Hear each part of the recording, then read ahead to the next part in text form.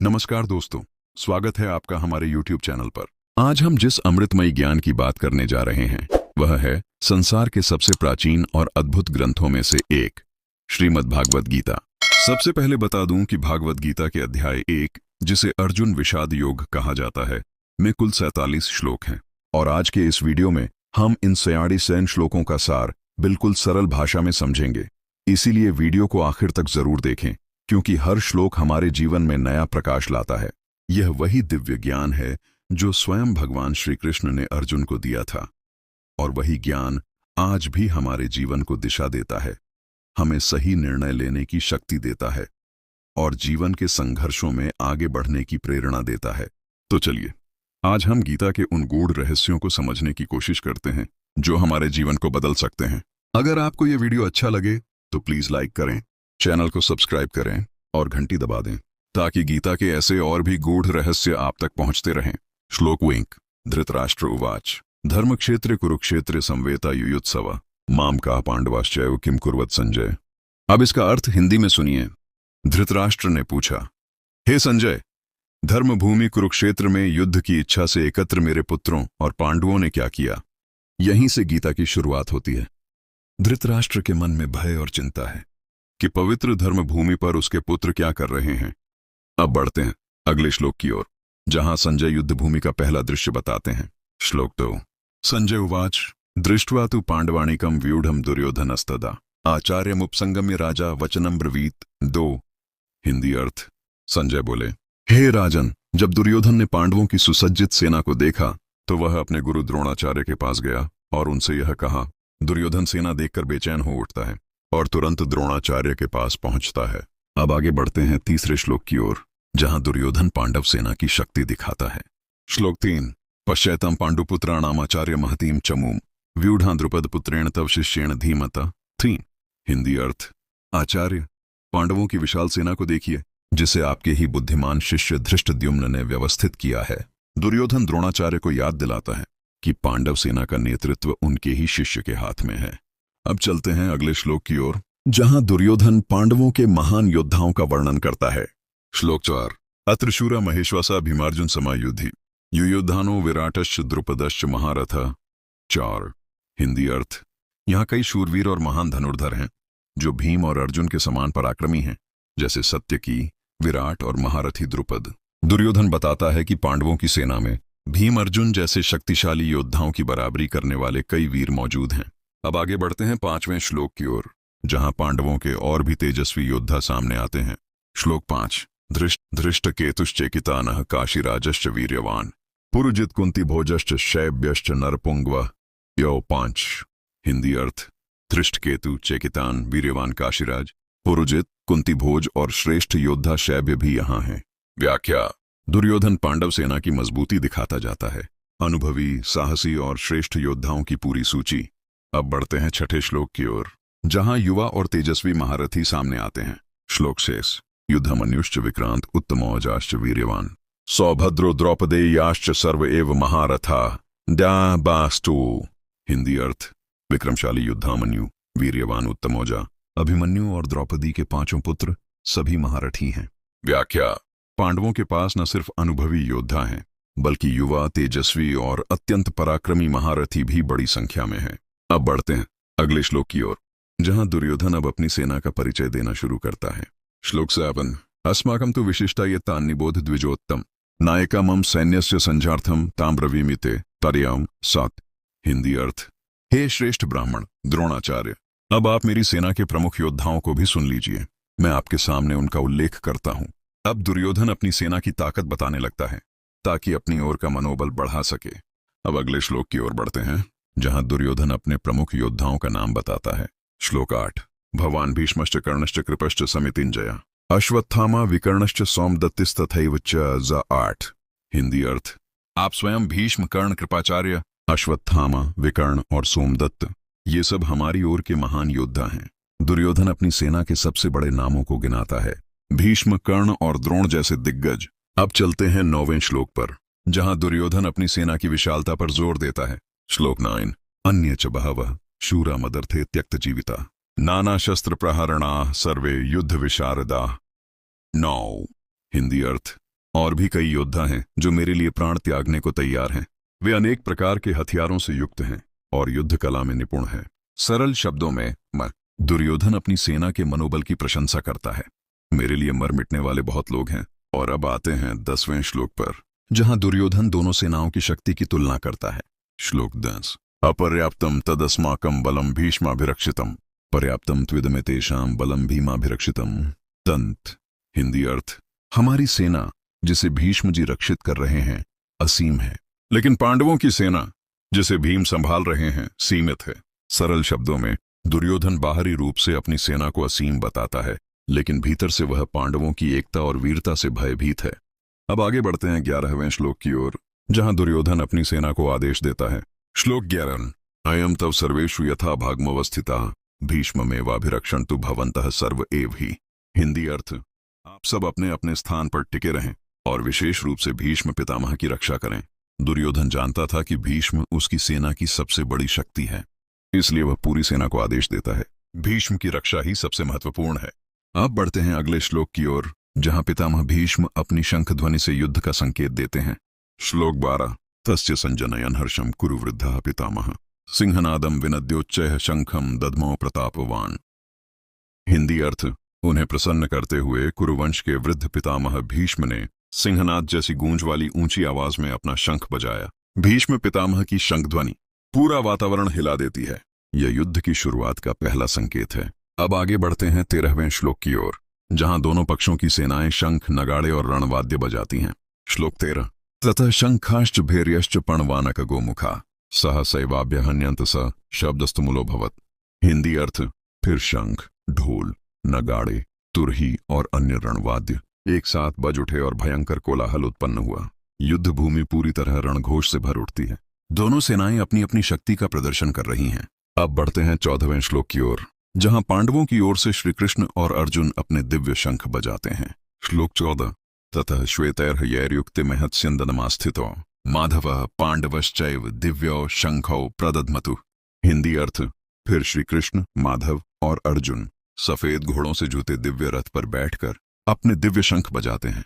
यह दृश्य पूरे कुरुक्षेत्र का केंद्र बन जाता है। कृष्ण और अर्जुन की संयुक्त शंख ध्वनि धर्म की घोषणा है। अब बढ़ते हैं 15वें श्लोक की तरफ, जहां कृष्ण और अर्जुन के शंखों के नाम बताए गए हैं। श्लोक 15। पांचजन्यम ऋषिकेशो देवदत्तम धनंजय पौंड्रम दध्मो महाशंखम भीम कर्मा वृकोदर। हिंदी अर्थ, ऋषिकेश कृष्ण ने पांचजन्य शंख बजाया, अर्जुन ने देवदत्त शंख और बलशाली भीम ने महाशंख पौंड्र बजाया। शंख के नाम उनके गुण और शक्ति का प्रतीक हैं। कृष्ण की ध्वनि दिव्यता का संकेत, अर्जुन की ध्वनि वीरता और भीम की ध्वनि शक्ति का प्रतिनिधित्व करती है। अब बढ़ते हैं 16वें श्लोक की ओर, जहां अन्य पांडवों और उनके साथियों के शंखों का वर्णन आता है। श्लोक 16। अनंत विजयम राजा कुंती पुत्रो युधिष्ठिर नकुलः सहदेवश सुघोष मणिपुष्पको अनसैप्पो। हिंदी अर्थ, राजा युधिष्ठिर ने अनंत विजय शंख बजाया, नकुल ने सुघोष और सहदेव ने मणिपुष्पक शंख बजाया। युधिष्ठिर की शंख ध्वनि सत्य और धर्म की विजय का संकेत है। नकुल और सहदेव के शंख उनकी शौर्य और पवित्रता को दर्शाते हैं। अब बढ़ते हैं 17वें श्लोक की ओर, जहां पांडवों के सहयोगी योद्धाओं की शंख ध्वनियां गूंजती हैं। श्लोक 17। काश्यश्च परमेश्वास शिखंडी च महारथ धृष्टद्युम्नो विराटश्च सात्यकिश्च पराजितः असाट्या। हिंदी अर्थ, परम धनुर्धर काशीराज, महारथी शिखंडी, धृष्टद्युम्न, विराट और अपराजित सत्यकी ने भी अपने शंख बजाए। पांडव सेना का मनोबल बढ़ता जा रहा है।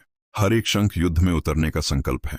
अब बढ़ते हैं 18वें श्लोक की ओर, जहां और भी महान योद्धा अपने शंख बजाते हैं। श्लोक 18। द्रुपदः द्रौपदेयाश्च सर्वशः पृथिवीपते सौभद्रश्च महाबाहु शंखान दध्मु पृथक पृथक। 18। हिंदी अर्थ, राजा द्रुपद, द्रौपदी के 5 पुत्र और महारथी अभिमन्यु सभी ने अपने अपने शंख बजाए। यह शंख ध्वनि पांडव सेना की एकता और दृढ़ता का प्रतीक है। अब बढ़ते हैं 19वें श्लोक की ओर, जहां पांडवों की शंख ध्वनि इतनी प्रबल होती है कि पूरा युद्ध क्षेत्र कांप उठता है। श्लोक 19। स घोषो धार्तराष्ट्राणाम हृदयानि व्यदारयत् नभश्च पृथिवीं चैव तुमुलो व्यनुनादयन् ओमाइन इनमोशिंदा। हिंदी अर्थ, उन शंखों की भयंकर ध्वनि आकाश और पृथ्वी में गूंज उठी और धृतराष्ट्र के पुत्रों के हृदय भय से कांप उठे। पांडवों की शंख ध्वनि धृतराष्ट्र पक्ष के मन में भय और विघटन पैदा कर देती है। अब आते हैं 20वें श्लोक पर, जहां अर्जुन युद्ध आरंभ होने से पहले अपना धनुष उठाते हैं। श्लोक 20। अर्थव्यवस्थितान् दृष्ट्वा धार्तराष्ट्रान् कपिध्वजः प्रवृत्ति शस्त्र संपाते धनुरुद्यम्य पांडव। 20 हिंदी अर्थ। इसके बाद कपिध्वज हनुमान ध्वज वाले अर्जुन ने धृतराष्ट्र के पुत्रों को सेना में व्यवस्थित खड़ा देखकर युद्ध आरंभ होते ही अपना धनुष उठाया। व्याख्या। अब अर्जुन युद्ध के लिए तैयार हैं। यहीं से आगे गीता का वास्तविक संवाद शुरू होता है। अब बढ़ते हैं आगे, जहां अब स्वयं अर्जुन संवाद में प्रवेश करते हैं। संस्कृत।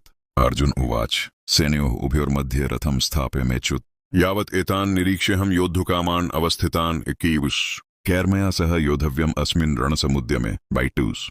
हिंदी अर्थ। अर्जुन बोले, हे अच्युत, मेरा रथ दोनों सेनाओं के बीच इस प्रकार खड़ा कर दीजिए कि मैं युद्ध की इच्छा लेकर खड़े हुए इन योद्धाओं को अच्छी तरह देख सकूं और यह भी जान सकूं कि इस युद्ध में मुझे किन किन के साथ लड़ना है। सरल व्याख्या। अब तक दुर्योधन बोल रहा था, लेकिन अब मंच पर आते हैं स्वयं अर्जुन। वे श्री कृष्ण से कहते हैं, मुझे युद्ध करने से पहले यह देखना है कि सामने कौन कौन खड़े हैं। अब चलते हैं अगले श्लोक की ओर, जहां अर्जुन युद्ध से पहले स्थिति का निरीक्षण करना चाहते हैं। श्लोक 20 संस्कृत। योत्स्यमानान्वेक्ष्यहं य एतेत्र समागताः धार्तराष्ट्रस्य दुर्बुद्धेर्युद्ध प्रिय चिकीर्षव।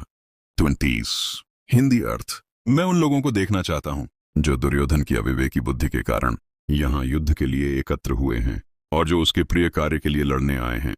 अर्जुन साफ कहते हैं, दुर्योधन की हट के कारण यह विनाशकारी युद्ध हुआ है, इसलिए पहले मैं उन सभी को देखना चाहता हूं जो उसके साथ मिलकर इस युद्ध का समर्थन कर रहे हैं।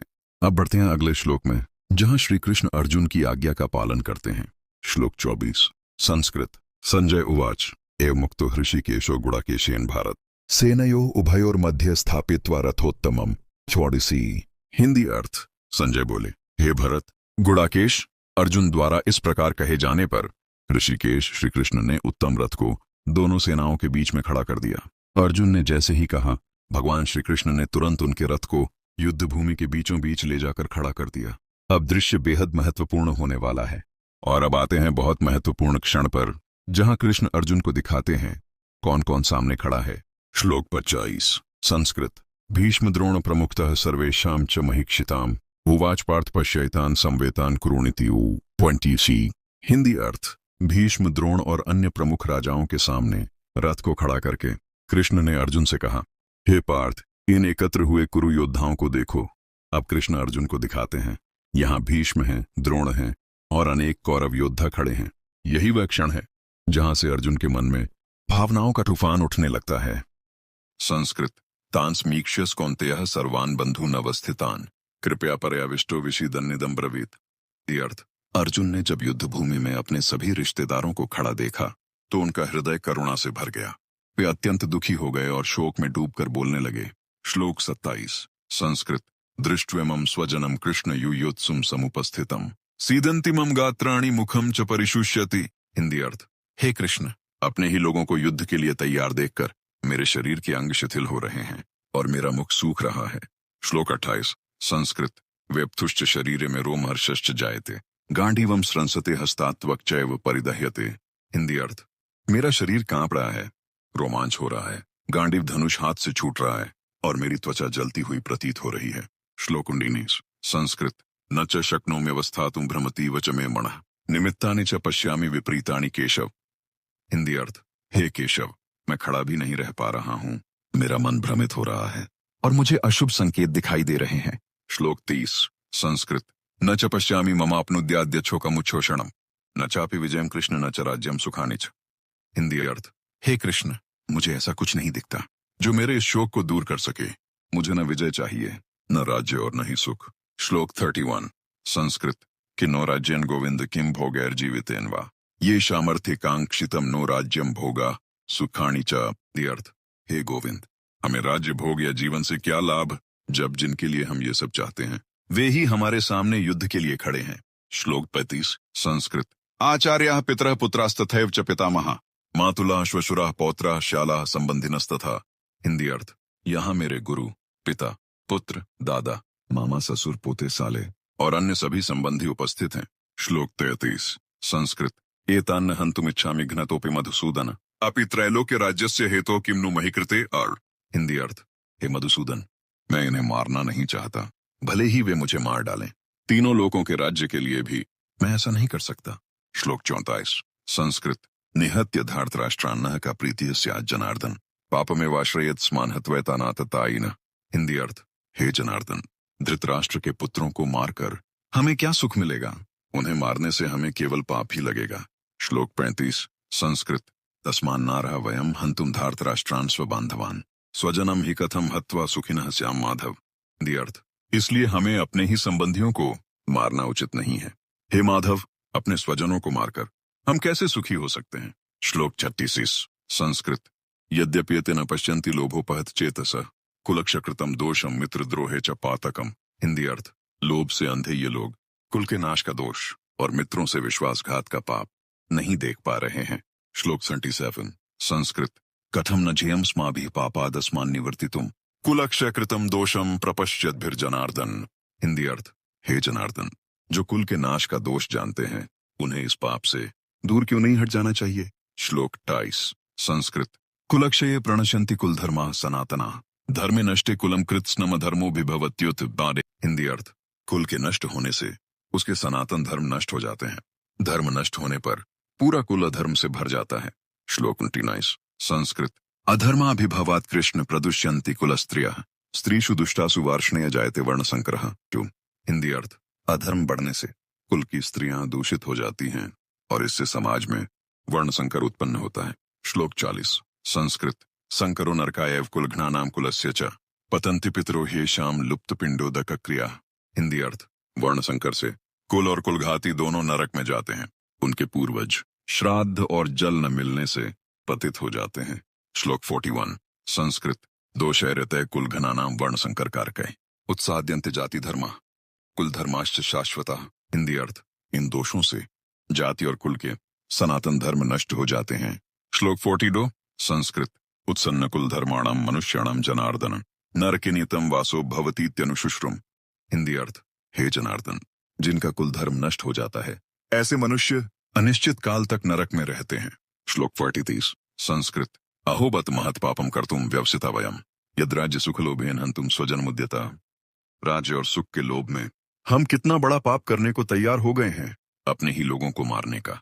श्लोक 44 संस्कृत यदि माम प्रतिकर्म शस्त्रम शस्त्र पाणयः धार्तराष्ट्रारणे हन्युस्तन्मे क्षेमतरम भवेत। दी अर्थ, यदि शस्त्रधारी कौरव मुझे निहत्था मार भी दें तो भी वही मेरे लिए अधिक कल्याणकारी होगा।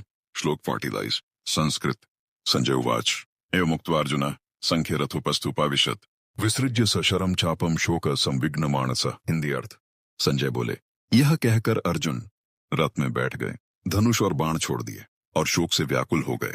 श्लोक 46 संस्कृत अध्याय 1 का यही भाव चलता है, अर्जुन का शोक। हिंदी अर्थ, अर्जुन पूर्ण रूप से विषाद में डूब चुके थे, युद्ध करने की शक्ति उनके भीतर नहीं बची थी। श्लोक 47 संस्कृत इति श्रीमद्भगवद्गीतासु उपनिषत्सु ब्रह्म विद्यायां योग शास्त्रे श्री कृष्ण अर्जुन संवादे अर्जुन विषाद योगो नाम प्रथमोध्यायः।